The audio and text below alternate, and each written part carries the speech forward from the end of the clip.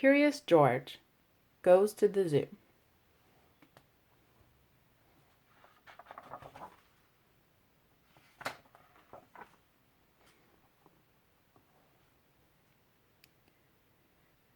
This is George. George is a good little monkey and always very curious. Today, George was feeling very excited. The man with the yellow hat was taking him to the zoo.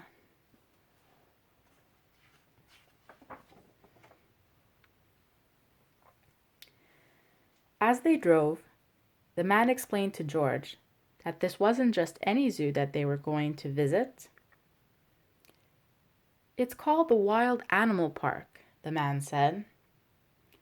All of the animals roam around freely.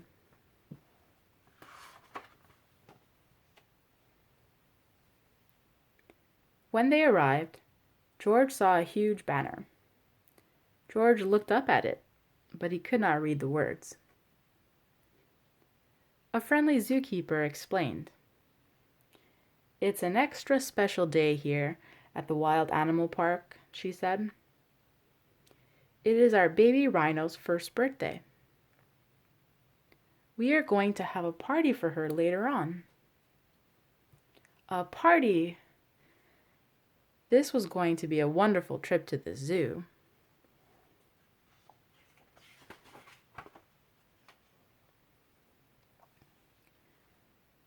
George tried to walk into the park where the animals were, but the zookeeper stopped him.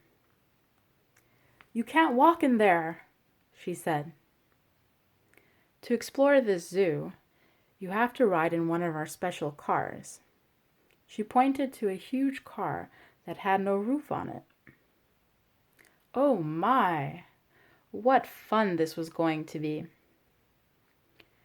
George and his friend climbed on board and the car drove into the park.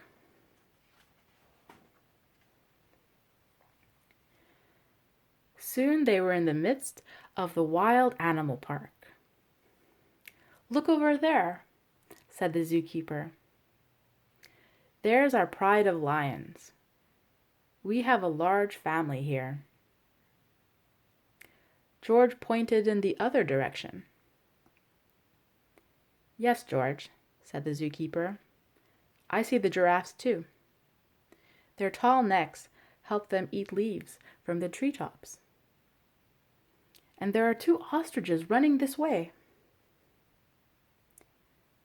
George was happy to be seeing so many amazing animals.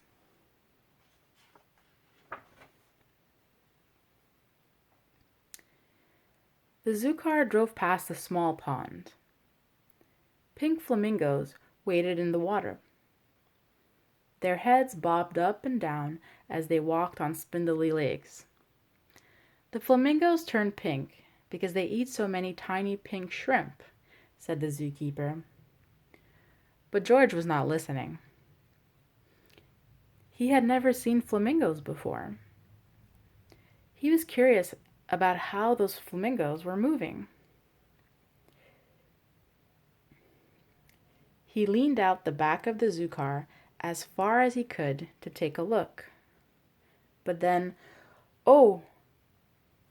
What happened?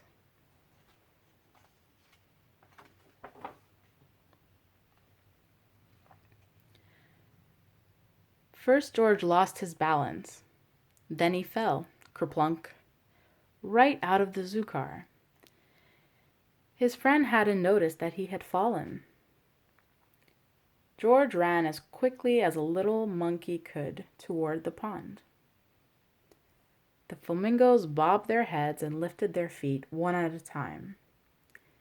It looked like they were dancing. George danced with them. Suddenly, the water in the pond started to move. Then a hippo popped its head out from under the water. What a surprise!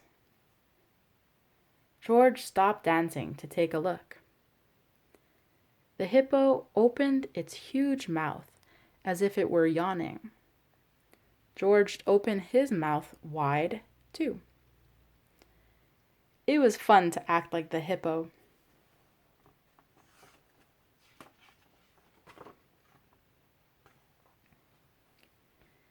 Just then, George noticed that something was rustling in the reeds near the pond.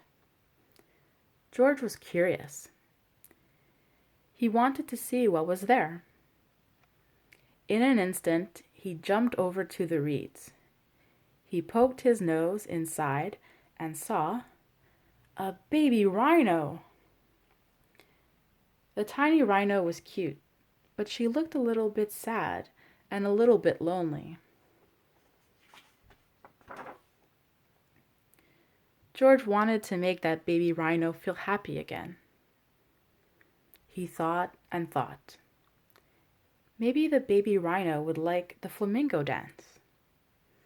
He jumped and bobbed his head and danced his feet up and down. The baby rhino peeked her head out of the reeds so that she could watch. George danced more, and the rhino walked out of the reeds. She was curious, too. They were having so much fun that George didn't notice what was behind him.